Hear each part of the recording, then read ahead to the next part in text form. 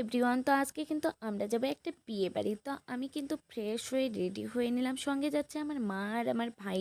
তো আমরা বিয়ে বাড়ির গেটে পৌঁছে গেছি। এখানে দেখি মামারা বাড়ি যাচ্ছে, তো ওদের বাই করে দিলাম। তারপর দেখো আমার ভাইরা কিন্তু বিয়ে বাড়ির ভিতরে যেতে লজ্জা পাচ্ছে, ওরা বলছে আমরা না গেলে যাবে না। তো ফাইনালি আমরা বিয়ে বাড়ির ভিতরে প্রবেশ করলাম। প্রবেশ করে দেখি যে এখানে নতুন বউয়ের শ্যুট চলছে আর কিন্তু প্রচুর লোক হয়েছে।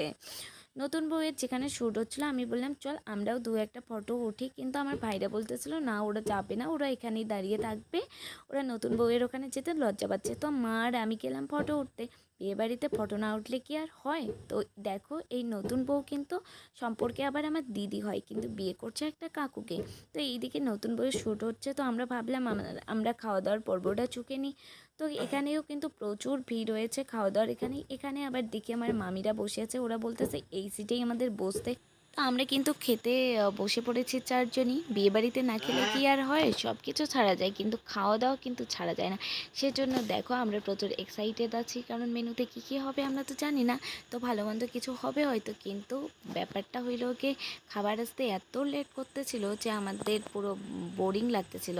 তো আমরা বোর হয়ে গেছি। দেখো এইদিকে একটা বাচ্চা কিন্তু ঘুমায় পড়ছে, এতটাই লেট করতেছিল। চারিদিকে সবাই কিন্তু বিরক্ত হয়ে গেছে, ওদের কিছু একটা কারণের জন্য আমাদের খাবার দিতে লেট হচ্ছিল। তো যাই হোক, এইদিকে কিন্তু আমার একটা দিদি, ওর কিছুদিন আগে এখানে বিয়ে হয়ে গেছে, নতুন বউ এই বাড়ির। তো ও এসে আমাদের সাথে গল্প করতেছিল আর আমি ওকে বলতেছিলাম আমি নতুন ব্লগার, তো এইদিকে একটু তাকা।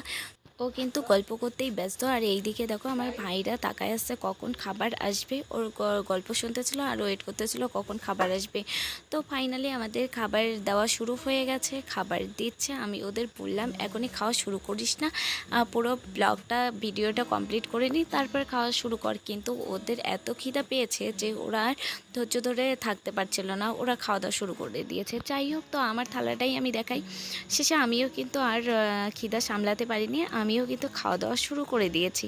তো ফাইনালি চাটনি দিয়ে কিন্তু আমাদের খাওয়া দাওয়ার পর্বটা আমরা শেষ করে নিলাম। তো এরপর ভাবলাম যে না, বিয়ের বাড়ির ভিতরটা আর একটু গিয়ে ঘুরে আসি। তো বিয়ের বাড়ি এইদিকে দেখি যে বিয়ে অলরেডি শুরু হয়ে গেছে। তো এরপর ভাবলাম না আর বেশি লেট করব না, এখন বাড়ি যাওয়া যাক। তো আমরা বাড়ির দিকে কিন্তু রওনা হয়ে গেছি, সবাইকে বলা হয়ে গেছে, এখন আমরা বাড়ির দিকে বেরিয়ে পড়েছি গেট থেকে। তো আজকের ব্লগ এই পর্যন্তই, ভালো লাগলে অবশ্যই সাবস্ক্রাইব। টাটা।